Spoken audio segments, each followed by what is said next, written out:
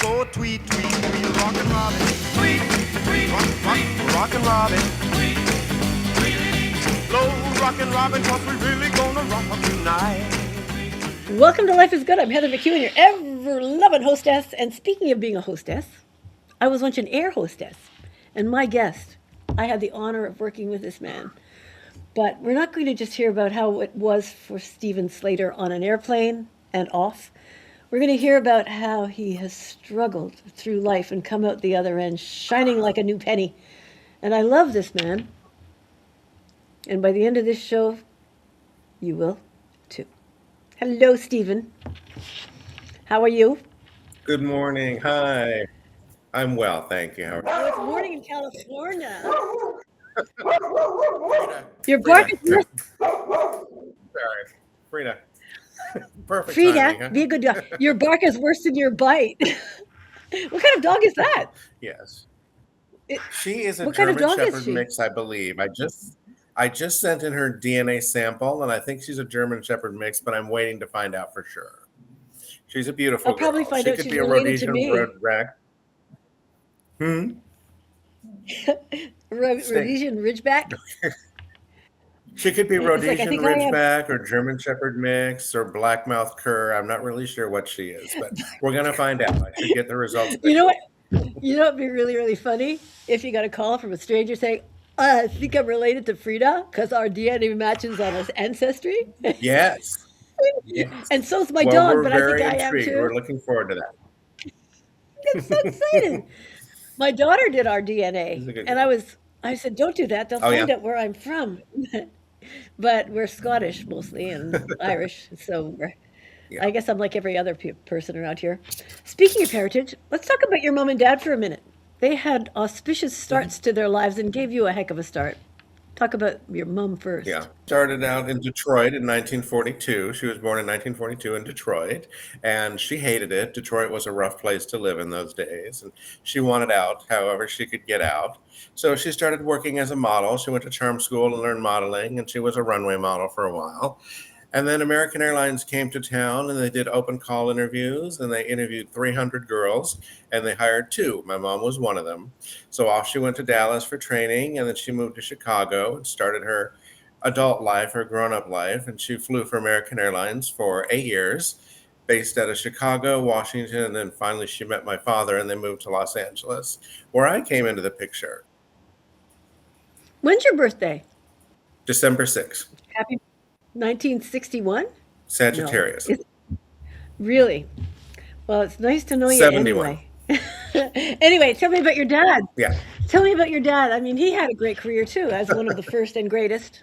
My father was born in 1935 in Denver to a very, very poor family. They used to build their own houses, and the insulation was old newspapers that they would tack up on the wall. They built houses out of sod sometimes, and they migrated, and sometimes they lived in a car.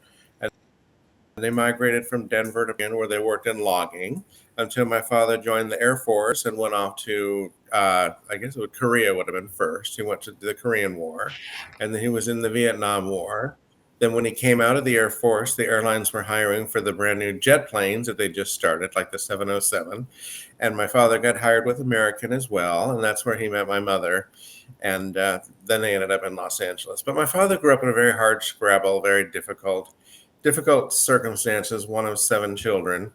And he was the second from the youngest and kind of a caretaker. He kind of helped take care of the family and would work odd jobs to take care of the family. My grandfather and my father ran a junkyard at one time, and he worked as an auto mechanic during high school, actually. And but the Air Force was really when his life kind of took off, and he was able to sort of transcend all of that. And I thought, I didn't know they just worked for American. I thought they were involved with Pan Am and TWA. And was I wrong? I was with TWA, Oh, but my that's parents what. were with American the whole time. Well, you're the TWA boy. Yeah.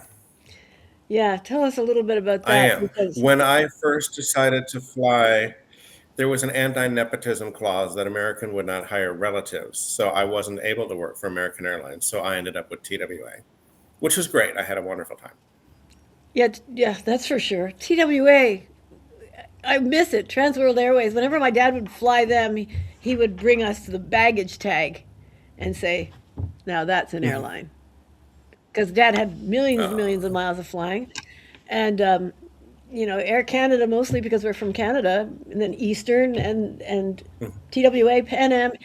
And he would talk about each of these airlines, not realizing that I really craved being a pilot. I started flying with my dad little planes when I was 11, but I wasn't allowed after 21. He pulled the plug and said, "No daughter of mine, no more." Even though I was paying for it myself, but we listened to our parents in those days. And I wanted to be a flight attendant too. yeah. I all through high school, but I was too short. And I had 52 rejections before I was finally hired at the age of Yeah. 52, because I was too short, but JetBlue didn't care. Oh my But that's goodness. where I met you. And since Yeah. JetBlue, you have gone Yeah. through all sorts of things. Now, let's start with post JetBlue. You broke up with your boyfriend when you were living together at Bell Harbor. Were you living on Bell Harbor, Mhm. just outside Yeah. of New York? And that's lovely. And Yeah. It's in then Queens, you on had, the ocean in Queens, in Rockaway. I know. I'm glad you got out before Sandy, though. Did you get out before hurricanes or Well, I tropical lost my storm home in Sandy? Sandy. No, I lost my home in Sandy. That's when I moved back to California, was when I lost my home. Well, then let's start the story there. Because you lost your home and you broke up with your boyfriend at that point, right? Or around Okay. around the same time. And was that a lost love or I was it did. time to Yeah, break I up? did. My mother had cancer, and from Los Angeles, and my mother of her after the home was destroyed. So I moved in with my mom after I quit flying, and after the breakup, I just moved home. And I was a primary caretaker for a couple of years until she passed. And even when you weren't living out there, I remember sitting in the back galley with you and you pulled out a bin, put it down and sat on it, and you tried to tell me how you were feeling because you were going back and forth to LA, taking care of your mom. This is Mhm. before Sandy, I think. Taking her to chemo, taking her to chemo, taking her to chemo, coming back. What, she had over 50 chemos Yeah. and radiation. And every time you take that, you take care of your mom, then you'd fly back and be a great flight attendant, giving it all. And we sat in the back, and I think you may have sensed this, but my mother was an invalid when I was growing up, and she died when I was 17. Maybe I Mhm. sensed it about you and understood a little bit about what you were dealing with. But more than anything, I just sat and listened to you. I'm looking at you, and I said, here's a flight attendant where we were all in awe of you. You were the charming, charming. The people loved you. You're trained TWAs, so you brought the best to us. And Uh, we all kind of watched you do that.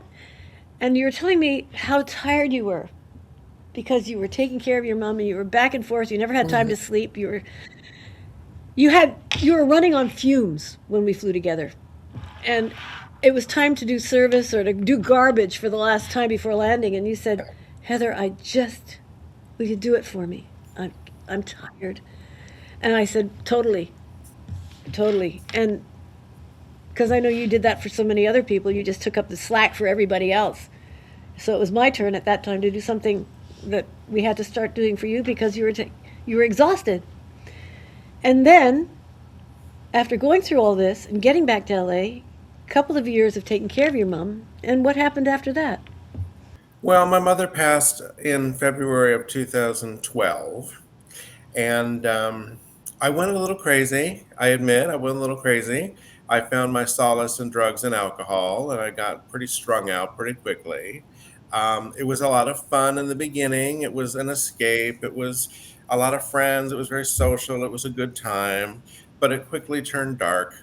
I was pretty strung out, and I started having psychiatric challenges as well. And arrests started after that. I got arrested, and I was taken to a psych ward where I spent 60 days an inpatient in a psych ward. And then from there, I was taken to rehab for 6 months. And during that period, I was placed on a conservatorship, Which which means which a conservatorship is like somebody's given a power of attorney. It's what Britney Spears went through recently, where you have a guardian, guardian is assigned to you, and I was allowed to choose my guardian. So I chose my ex-wife, who I was close with, and we were still friends, and I asked her to be my conservator, which turned out to be the worst mistake I've ever made in my life because she stole all my money. She And stole about how eight much hundred was thousand. that, Stephen? If you can tell us how much that was, it was your It was trust. about $800,000 Wow. disappeared, and I was left with $14.96 when it was all over. The other thing that happened was they sold my house. My signature was forged on a quick claim, and my house was sold out from under me. So I ended up homeless. I was $14.96 and nowhere to live. So I ended up on the streets. I was living in MacArthur Park in downtown Los Angeles and sleeping on a bus bench when I could. I would lay on the bench, and every time the bus would pull up, I would jump up and sit up really straight so it didn't look like I was sleeping on a bench, like I was just waiting for the bus to come. But it was really tough. Frida, come. And then I ended up in the shelter system. So And so homelessness is definitely a part of my story. I remember the last time, well, when I was in New York and you and I had one phone call and Mhm. you said, Heather, last night I slept under a hedge. Yeah. And I said, Stephen, and you were thinking of ending your life. And I don't know how many of us you called or we called you during those times, but we all still loved you. And we're all still very concerned about you. And you had to pull yourself up by your own bootstraps. You did it all. You went down and then you came back up. Yeah. And how was the fight back up after being homeless and out of rehab? Did you go right back to using? No, I stayed sober for about a year. I did slip up, but I stayed sober for about a year. It was difficult to come back, but I was very determined. I knew that the street was no place for me. It wasn't safe. It's not safe for a boy from the suburbs. I was not tough enough for that lifestyle, and I knew that. I knew I wouldn't survive if I stayed out there.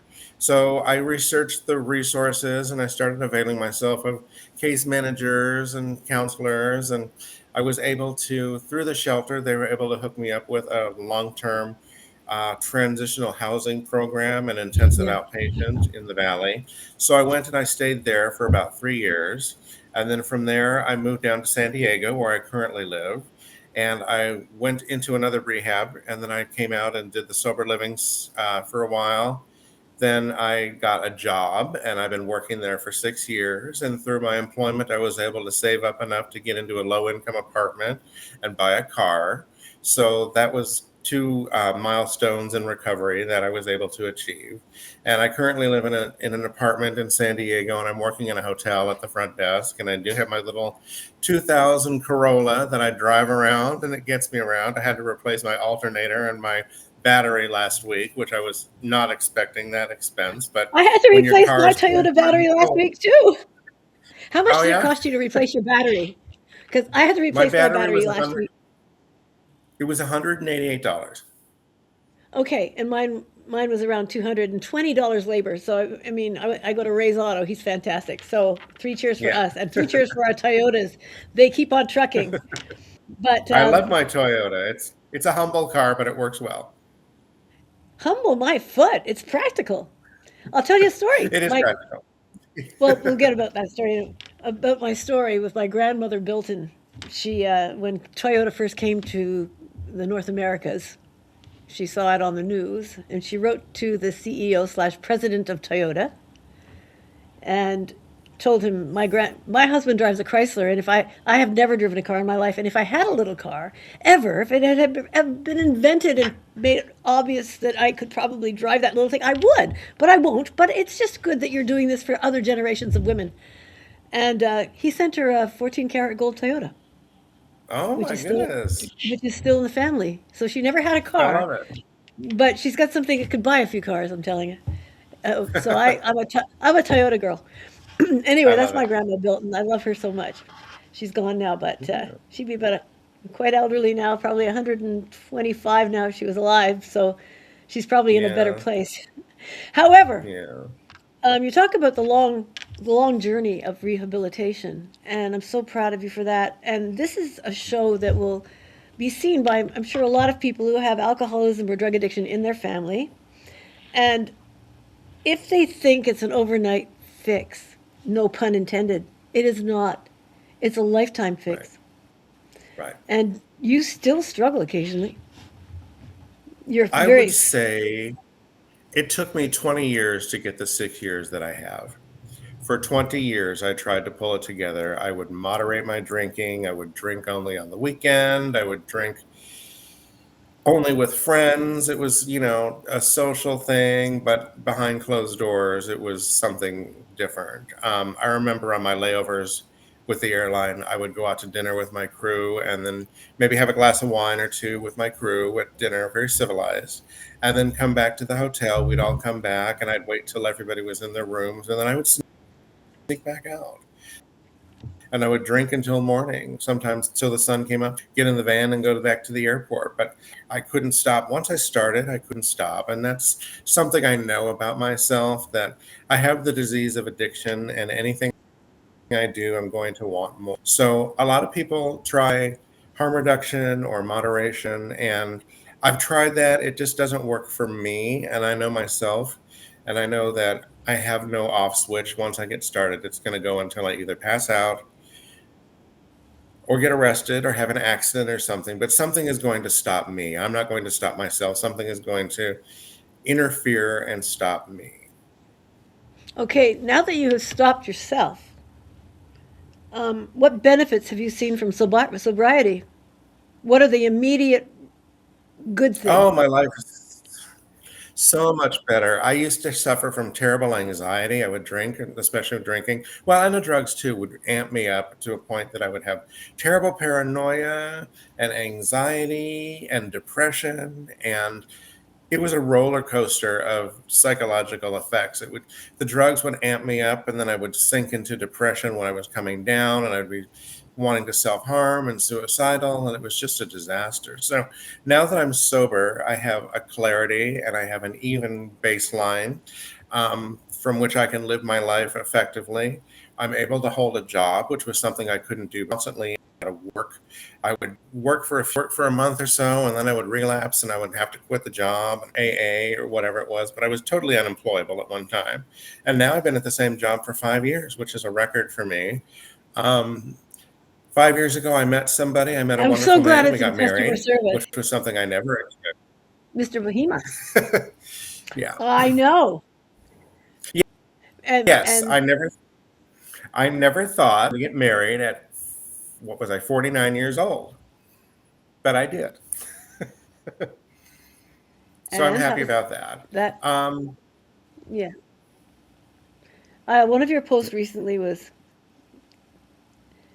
how why am how can you be so much in love with someone you've broken up with whom you've broken up? It was very well worded. You were in love, you broke up.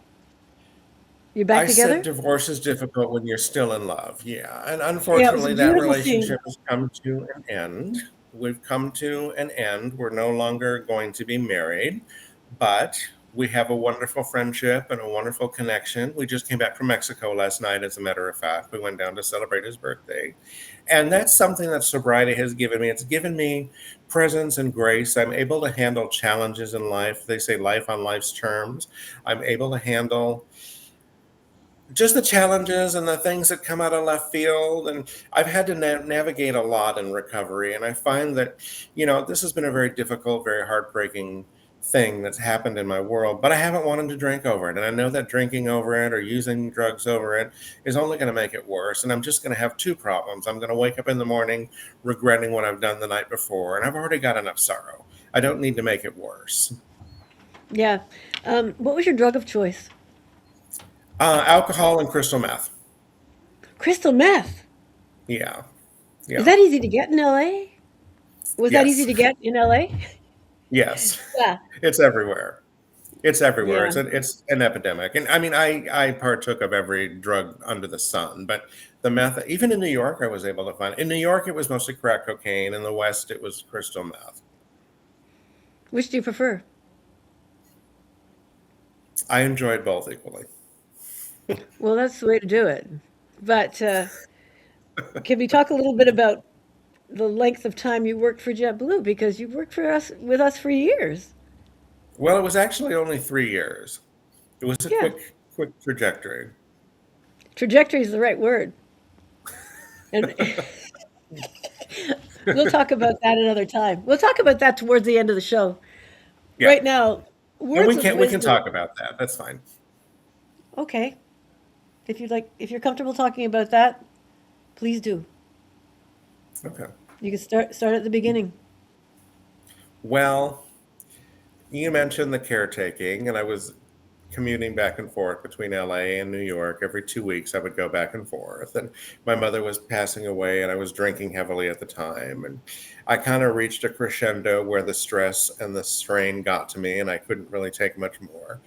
And I was working one day on the airplane, and a passenger hit me in the head with a suitcase and called me a name that I can't You, repeat please, here. you can say it here. She called me a mother. And I did not respond well to that. We were on the ground at JFK. We'd landed and we were pulling into the gate. And my temper got the best of me. And I got on the PA and I said, to those of you on today's flight who've shown us dignity and respect, I thank you. But to the that just called me a mother, fuck you. I've had 20 years of this and I'm out.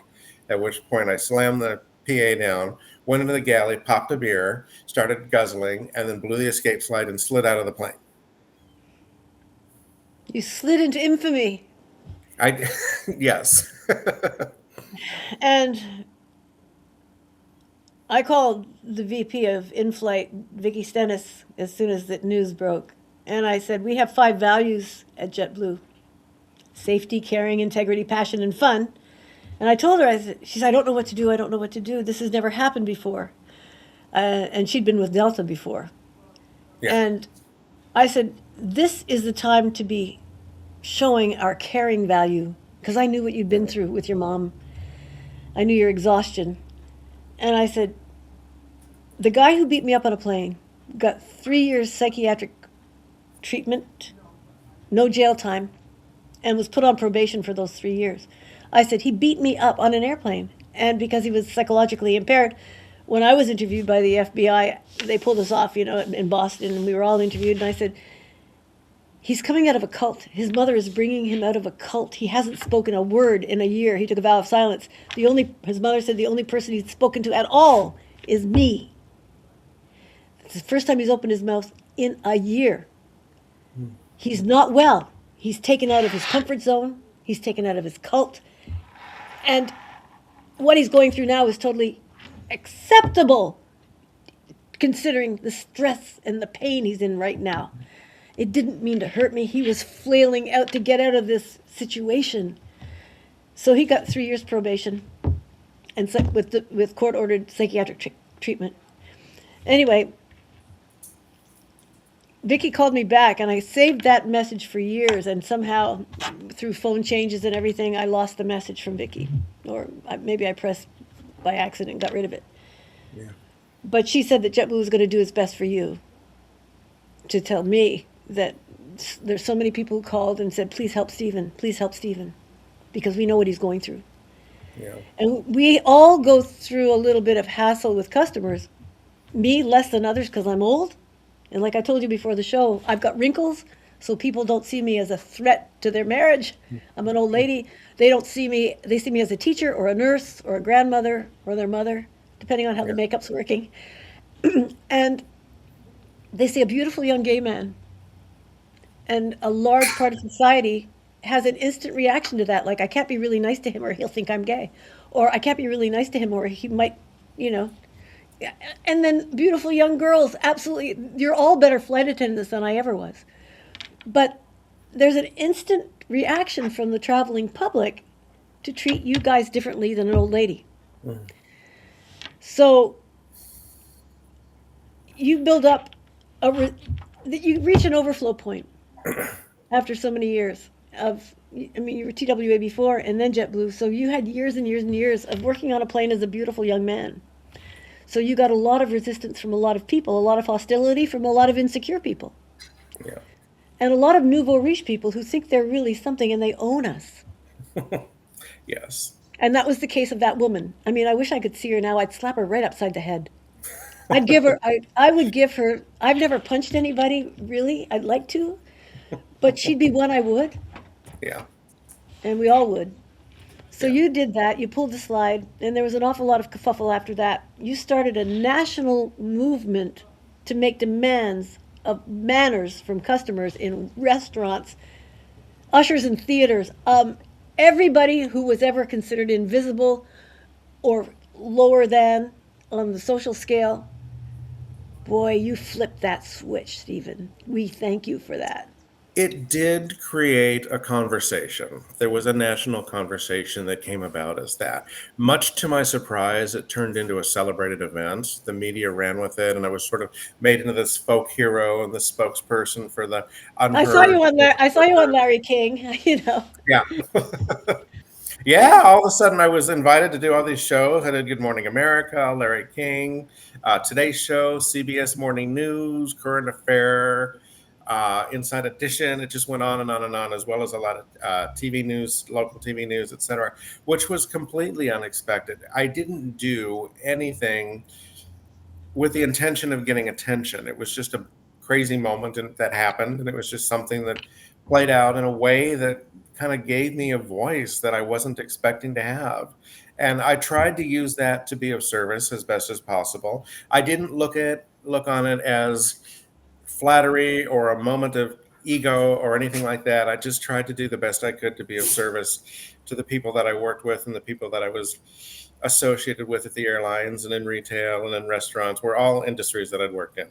Yeah. And I was thankful for that. It was something I was actually proud We of were being able to. we were all thankful for that. Yeah. Because for the first time, people who bought an airplane ticket were told that they did not buy us too. Yeah. They were a little more afraid of us at that point. You know, I observed that it wasn't a subtle change in attitude. It was Yeah. a wake up call for anybody who ever abused anybody in a service industry. And Yeah. they knew who they were. And they lost their sense of entitlement because they realized how bad they looked when they were Yeah. abusing a service person. Yeah. So you did a lot for all of us. Well, it was unintentional, but I'm thankful that it did work out the way that it did. Yeah. And you did a lot for us before that, because you set an example of how to hold yourself on an aircraft. We watched you. I watched you. And I told you this the other day. Flying with a Stephen Slater, for me, was like flying with Jamie Boyd. Uh, Was like flying with some of the greats who came from a legacy airline like TWA or Pan Am. You know, I look at you and you were different. You were all different. You had the carriage, the upright carriage, the attitude, the pride in profession that a lot of people come into the airlines now and they say, oh, I've got a job, I'm a flight attendant, and they don't realize what a great responsibility plus honor it is to serve. And to do it with such grace and dignity. I learned a lot from you. I worked very hard to get a job in the airlines. I knew that I wanted to fly for many, many years. That was always my goal. I knew as a child that I was going to fly. And I wasn't really interested in being a pilot because I'm not very technical and I'm not very science oriented. And I knew that that was part of that job. But I was always a lot more interested in what was going on in the cabin. I wanted to know what the flight attendants were doing, what they were wearing, what the passengers were doing, where they were coming from, where they were going, what was their story. I was far more interested in the human element of the whole thing. So at 19, I started flying for SkyWest Airlines out of LA. I started as a ticket agent at the age of 18, right out of high school. In fact, I skipped my high school graduation to start my first day of training with the airline. And I worked for a year, but you had to be 19 to fly with that airline. That was the youngest that you could start with any of the airlines. They were started at 19. Everybody else started at 20. So I went with that. Go ahead. I started interviewing in Canada when I was 18. I Yeah. had 52. I had 52 rejections all over Canada Yeah. between the ages of 18 and 22. I was too short. Anyway, continue. SkyWest then. So once I became 19, I was able to transfer to in-flight, and I started flying out of Salt Lake City on turboprop airplanes, flying to the intermountain routes to like Billings and Jackson and Wyoming destinations and Twin Falls, Idaho, and Pocatello, Idaho, and all these little places where we'd land, and they'd have log cabin terminals, which were so adorable. And then I transferred down to Palm Springs, where I flew up and down Whoa. the West Coast, in and out of LA. And I loved living in Palm Springs. That was wonderful. I I would love home fly things. these trips that would like turn around, so I'd be back at the pool by noon every day, and it was really a dream come true. But what happened was the liquor license was held in the state of Utah, and Utah did an audit. And in Utah, you had to be 21 to serve alcohol.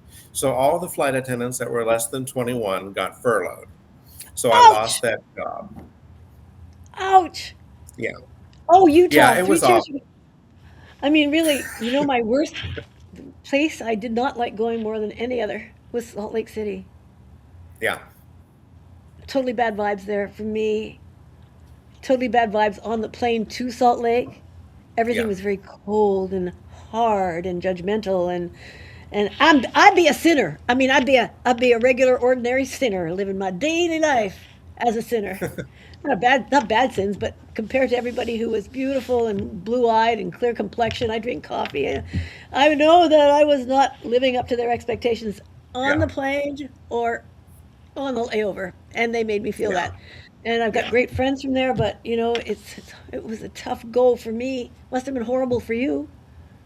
Well, that was After my the, first base. That's where I started out. That's where I you started can only flying, and go I up was from there, my son. So where did you go after that? well, to go from from Salt Lake City to Palm Springs was quite a change, and it was a very Whoa, welcome change. I was much happier in Palm Springs. I So would be once I happier. got furloughed with SkyWest, I decided I was going to try with other airlines. I went back to work at a department store called the Broadway in Los Angeles, and I quickly became a department manager of the men's department. But the whole time, my heart was in the air, so I was constantly applying, and nobody was hiring at the time because it was the Gulf War period, and everybody was furloughing and laying off. But I did get a job with another regional airline in the East Coast, and I went back and started flying out of Boston and Oh, flying who up who are and you down. with? It was Pardon me. called Business Express. You may have heard of that one. It was I part of have. Northwest and part of Delta. Oh Yeah. yeah. Yeah, we went to Burlington, we went to Maine, with Presque Isle and Bangor and places like that. All the snowy, cold places we went to. Thank you for coming my way, because do you know that JetBlue no longer flies into Burlington? So I I'm saw going. that. I I did a huge public service announcement, and all of our people all of our government officials went to Robin to tell him that we need JetBlue here, and he said we'll start again in the fall and make it a seasonal destination. Yep. And so he made that announcement beginning of February. And on Valentine's Day, I wrote him a long letter going, "Thank you, thank you, thank you. I no longer work for you, but I thoroughly intend to fly JetBlue all my life if ever I get enough nerve to drive back to the airport. It's 90 miles from me Yep. now." And I thanked him and I said, "Robin, thanks for going to bat. Thanks for listening to our legislators." And I mailed it February 14th, and he announced his retirement from JetBlue on the 14th. On the night Oh, news, I heard I mean, oh crap. So who do I write to now? And they never came back. oh, So they never came back to Burlington. But I'm glad you were here, even with another airline, Business Express.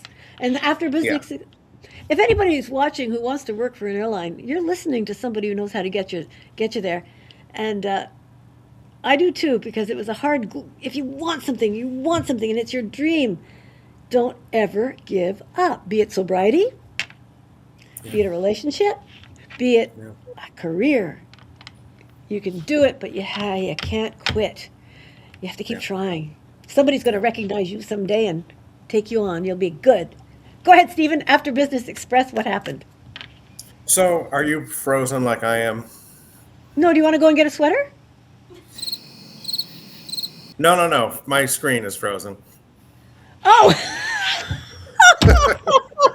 No, it's 70 degrees in San Diego. It's absolutely beautiful here. I'm in Vermont. It's 10 It's degrees. 70 and sunny. So after Business Express, we can go on with that. We'll make you look unfrozen. So that's when I went with TWA. And one day visiting an old friend, and I looked in the Boston Globe, and there was an ad in the back that TWA was going to have an open house at the hotel downtown. So I pulled myself together and I went down to the hotel, and it was about 30 or 40 of us in a conference room, and you were given 30 seconds to get up and introduce yourself. And then the panel, there were four interviewers, I remember, and they were so beautiful. They were so professional. They had their crisp uniforms, their navy blue, and their little scarves and their tie, thinking, oh my gosh, I'd love to be like that someday. And That's they what we all asked us some think. questions. I remember how I motivated myself on a difficult day, what side table, how I would handle a passenger bag was damaged in the closet, and a couple other questions I can't remember. I said something And that you must said, have impressed you them said, I'm somehow not in the closet because I anymore. was invited. I said, you're not in the closet anymore. So wonderful. What did you say? What were your responses? Do you remember your answers? Well, I went to a final interview in St. Louis, which was I was invited to St. Louis for a final interview, and I remember 160 pounds. I couldn't be any more than that, and I was 158 at the time, thank goodness. So I was able to get in just under the wire. And I remember they made us push a beverage cart down the aisle because they wanted to make sure that we could fit. And there was a reach test. I had to reach up and pull something out of a cabinet. So that was a challenge, but I passed. And the rest is history. And you were with them for how many years? Yeah. Yeah, how many years were you with I flew TWA? only 1 year. I was there 1 year, and then we had a terrible crash. A plane exploded over New York City, just out of the out That of was the the water. Flight Just 800? Flight 800. Yeah, when Flight Yeah, 800 happened, I was laying over it in went down in Rome, and Peggy's. I was actually waiting for that airplane in Europe to fly it back in the morning. That was going to be that was my inbound equipment, and I was supposed to work it back in the morning. It went down in Peggy's Cove, Canada. No, this was the one that My was father. off Long Island. Oh, that's Swiss okay. Air was Great. Oh, Peggy's yep, Cove. Swiss Air went to Peggy's Cove. My father Yeah, went to give his blessings to yeah, that. Yeah, 800. That nobody nobody will ever forget TWA 800. What yeah. is your theory on what really happened? I think it was shot down. So do I. I've always believed The, that. When I was in Rome, that was the official word on the Italian media. But we heard that for about 15 minutes, and then the story changed, and it was of undetermined causes. But in the very beginning, we um, heard witness accounts, and that was the official statement, was that it had been shot down by and one of our before cruisers. AI was invented, we all saw the video from a bystander who caught it, and and Yeah, that's the first time in my life that I had experienced and been a part of spin as a member of an audience. Because I was not working for the airlines at that time, yeah, but I knew they were lying. And so when you look at one side or the other side in any situation, look where the money will be lost, and that will be the side that's fibbing. And it's a shame they could yeah, have come forward and done so much good with the truth of that and honored the people who died. And you knew the crew. yeah. So I had when three you had a friends lot on that of, airplane that were lost. Yeah, yeah. Who else did yeah. we It was a work very with at difficult thing, and I JetBlue? was. Yeah. Oh, there Who were else? so many. Carlton Purdy was TWA. Jamie Boyd was Oh, TWA. yeah. Kathy, I think it was Kathy Duncan, was her name, was TWA. There were so many. They took as many as they could get. I know there were dozens of us over there. Every time I flew, I would run into somebody, and it was like Yeah, old well, home Carlton week. and It I was are real. really wonderful. Carlton Purdy came and was in one of my shows because I used to produce shows here, and Carlton came and stayed at my house in Vermont, and Oh, a nice. multi talented man, multi beautiful Yeah. human being. And I'll tell you about him. He was raised Pentecostal, Oh, really? and and on my last show I just talked about hypocrisy in Christianity, but he was the real thing, the real thing. And did you know Eric Carlson? I know the name. Phenomenal. He was in my shows too. He's a phenomenal recording artist. Carlton too, and I was having a real issue, a personal issue, and we were in the opera house, and it was the day before the show. We just did a sound check for the next night, and Eric was a Christian Science.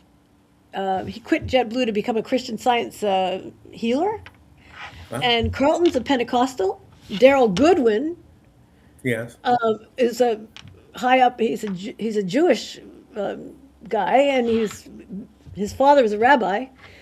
So they Really? made a circle around me, and they each blessed me and the problem I was having.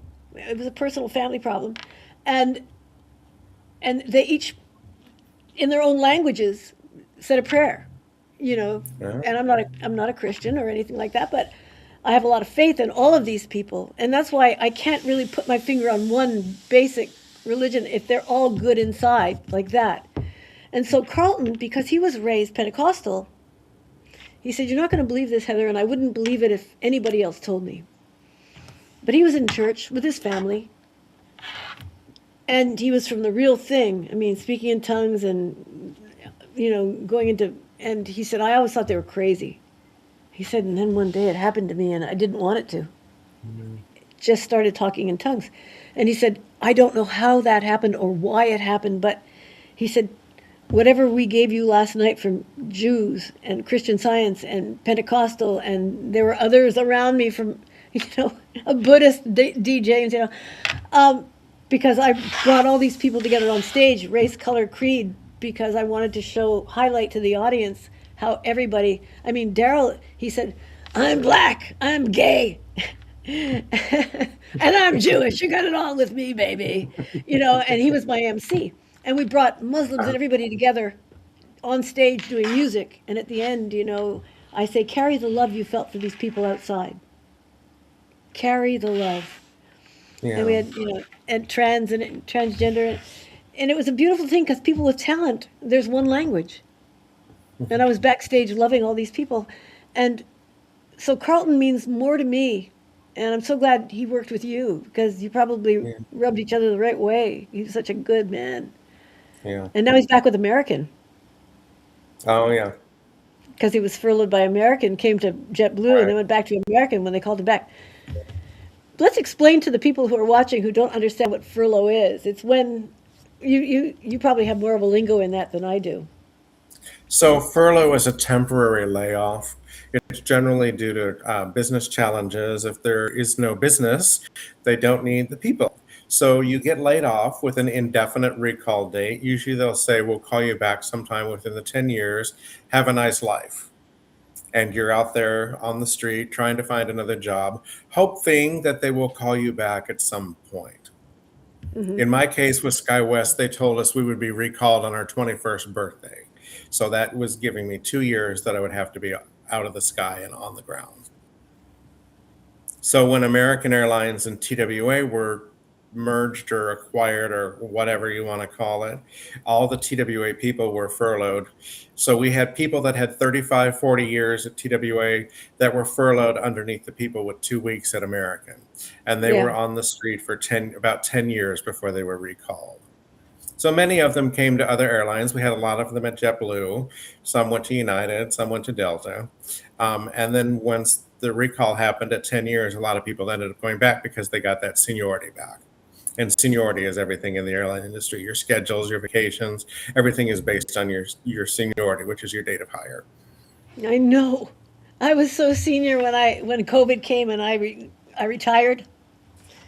I was so senior. Yeah. I said, "I finally get Christmases off. I finally get all these vacations off, and I'm leaving." Yeah. I didn't want to. I would never have left without COVID.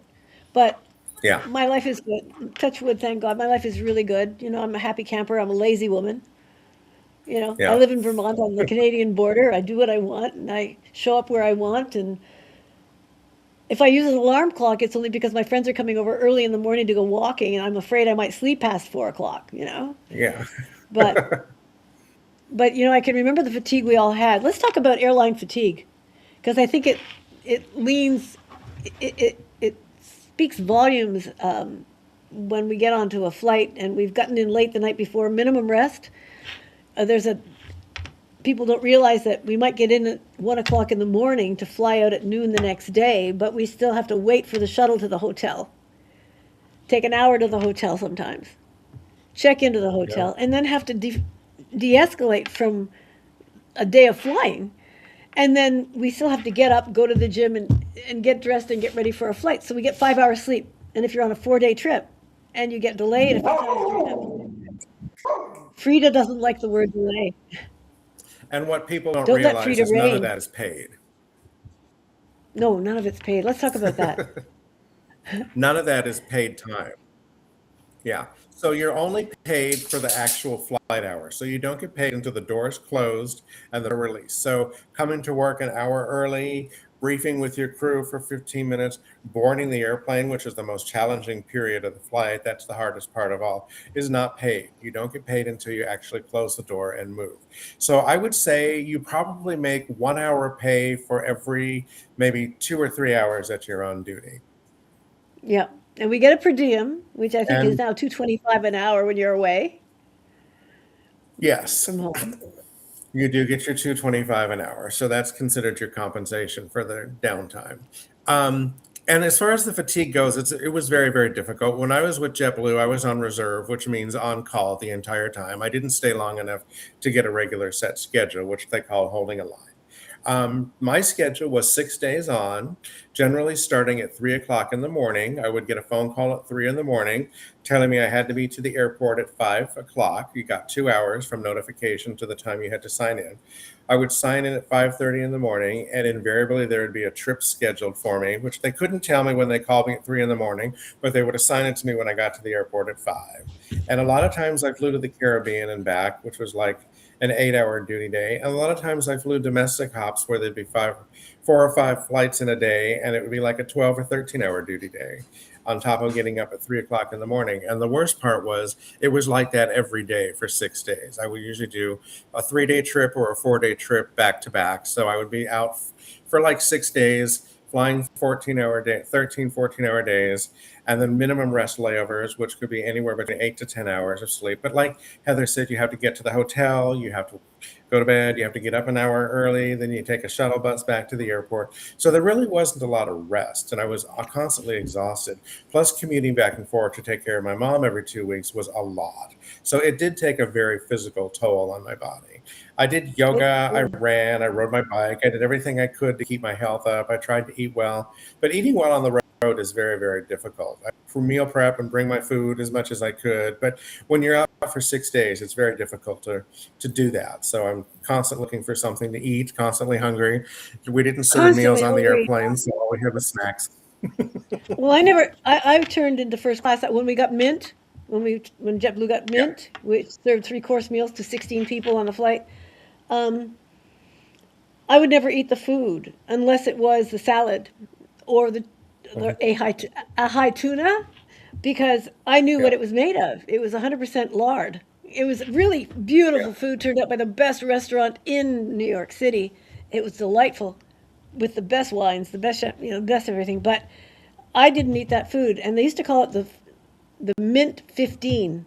Everybody who flew Mint immediately gained 15 pounds because they couldn't yeah, resist that delicious food. And I brought my yeah, own food, and we never had more than a 4 day trip. So I could bring enough food for 4 days, but I would freeze stuff that I would liquefy. My whole meal was in that, you name it, it's in there, and you don't want to drink that. You look at it, and you're on the fourth day going, I'd rather die of starvation than eat you. yeah, But yeah, you would, and my system was maintained, but my taste buds were going, I hate you, Heather. yeah, I'm going to rip out my own taste buds because I have to eat this frozen junk from a blender just to stay healthy. yeah, yeah. I was also always lonely Yes, when I was flying. I'd fly 2 weeks away, then come back to work for 2 weeks in Vermont at my clinic and the newspaper and everything. And those 2 weeks that I was flying, even though I loved every minute of it, were lost weeks. People mhm, fly for 10 years and they don't know where the 10 years have gone. yeah, I flew for 16 and I said, where have those 16 years gone? It's like you just keep working and mm, working and working. And and we all admitted that to one another, but we wouldn't trade that job for anything, right? What was wrong with us? yeah. And it's tough because the schedules are so erratic. You work every weekend, you work every holiday. I never had a holiday off. I flew for 20 years and I never had a Christmas off. And that was just the nature of the beast. You knew that going in, and I accepted that. And it worked Yeah, out same well here. because I would just take, if I had a partner, I would just take them along with me on the trip. We would celebrate. Like I flew for Delta for a while, then I flew international, mostly to Europe, and we would go to Europe for Christmas. I remember one year I had a Manchester layover, a 4-day Manchester layover, and I took my partner with me. So we made the best of it. But I did work every holiday for 20 years, and that's just part of the job. And to the point of loneliness, when you're away every weekend, it's very difficult to make friends because the world seems to work in a 9 to 5 schedule. So it's very difficult to maintain friendships. You're gone for 4 days, 5 days at a time. Eventually, the invitations stop when you have to say no every single time to every single social event.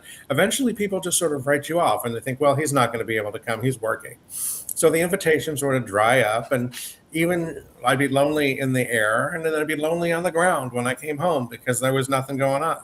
And I think that loneliness is what led me to start drinking again. I was sober when I started with JetBlue, and I stayed sober for 2 years. And then I decided that I didn't want to sit in my room by myself anymore on my layovers. And I started joining the crew for what we call debriefing, which is cocktails in the lounge. And that is when things really got out of hand very, very quick. Because like I said, I can't drink. I have the disease of more, and I want to go to the point of inebriation as far as possible. So I started drinking because I was lonely. Yeah, so we hit the nail on the head on that. Yeah. Well, what did I do when I went back to my room? Well, I have an addictive personality too, and I got addicted to peanuts in a shell.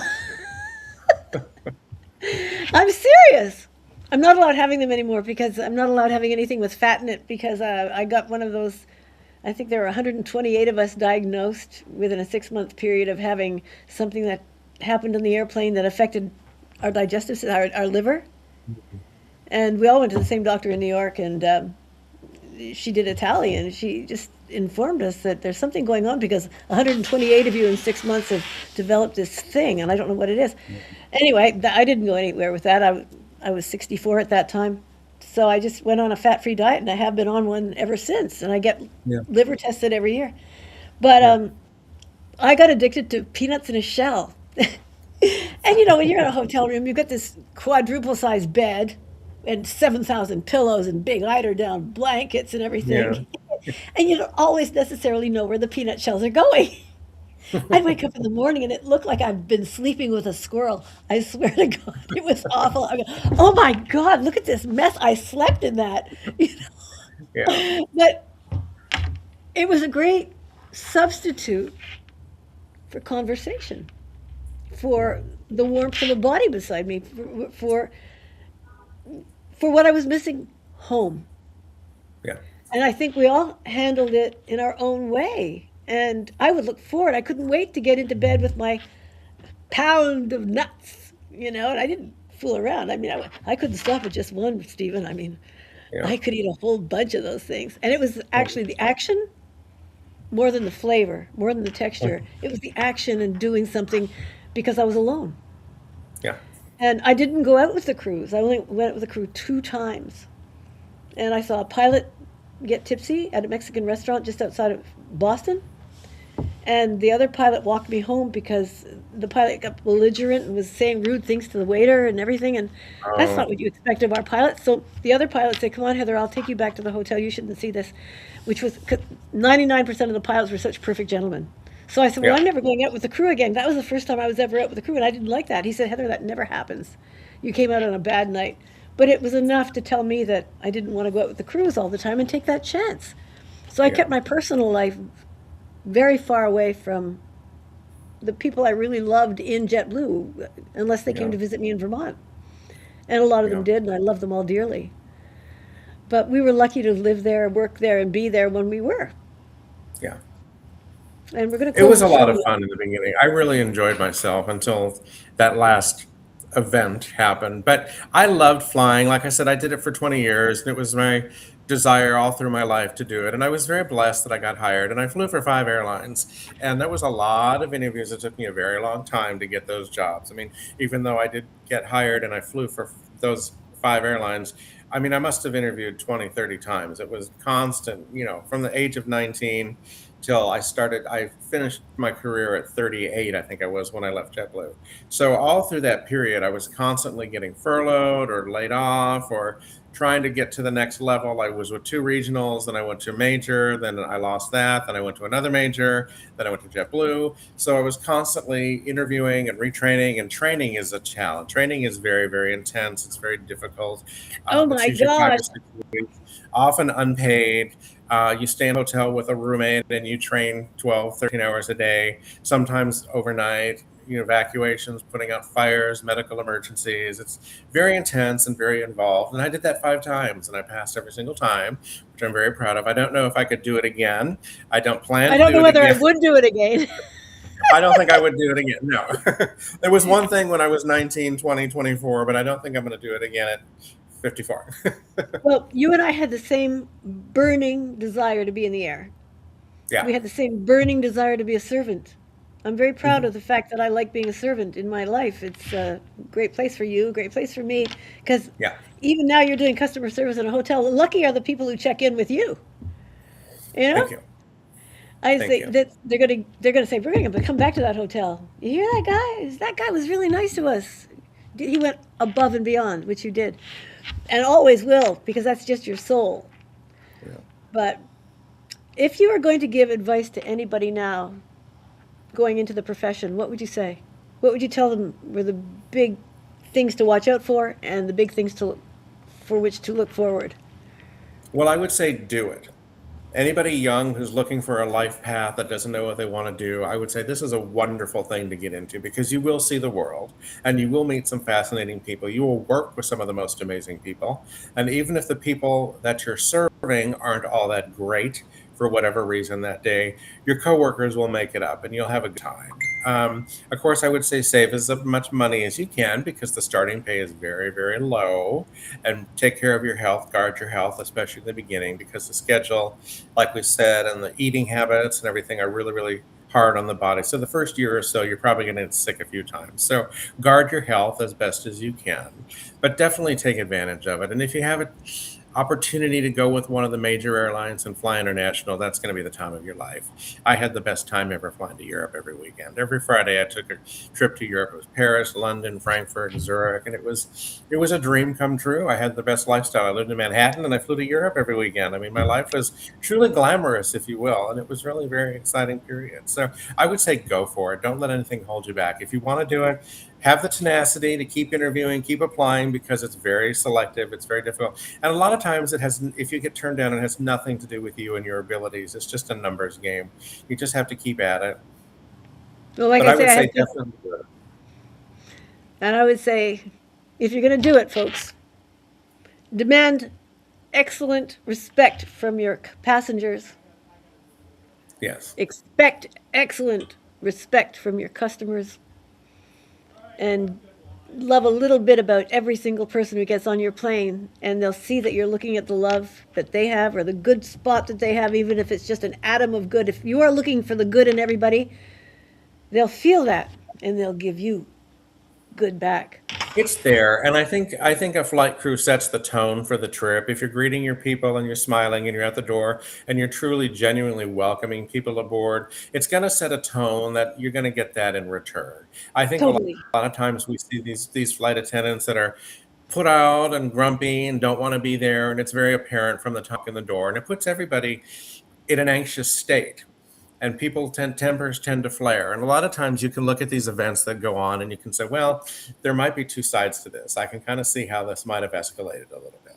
But if you're setting a tone and you're treating everybody well, chances are you're going to get that back in response. People tend to match energy, I think, and you're going to get back what you put out there. In everything, not just flying. Karma is Yeah. really good. Yeah. Stephen, it's been an honor to speak with you like this, and I know my audience will say so too. I love you very much, Thank and you. respect you even more than that if that's possible, Oh, because thank you. I was very lucky to fly with you and learned a lot from you. And I'm sure you're still teaching people just because of who you are. That hotel that you're working in now, I bet you any money, the little up and comers are looking at you behind the desk saying, I want to be like him someday. They're all 20. I'm 54, and everybody I work with is 20. Really? Well, I'm So hopefully, 73. I'm 73. hopefully I'm setting a good impression. You're setting a very good example. Anyway, I try. I'll close the show with a great big thank you to you, Stephen. Thank And I you. hope we can do this again anytime. Congratulations on all your accomplishments, especially Thank you. sobriety. Clean and sober for 6 years. I love 6 years. that. Yeah. And so if you're watching this, folks, I don't care if you want to be a flight attendant. If you want to get sober, it's not easy. It's a lifetime process, and Stephen's still working with it, but doing well. Very proud of you. And thanks for watching Life is Good, everyone. We get to meet interesting people in our lives, whether you're having a little talk show, flight attendant, whether you're a cashier at Walmart, whether you fix my car. I am honored to know each and every one of those people, and I treat them well because they treat me well. And like Stephen says, what goes around comes around. You treat people well, they'll treat you well. Thank you, Stephen. Thank you. Pleasure to see you. And you too. Don't hang up yet because we're going to talk after the show for a minute. Okay. Thanks for watching Life is Good, everyone. See you next week. Really gonna rock tonight.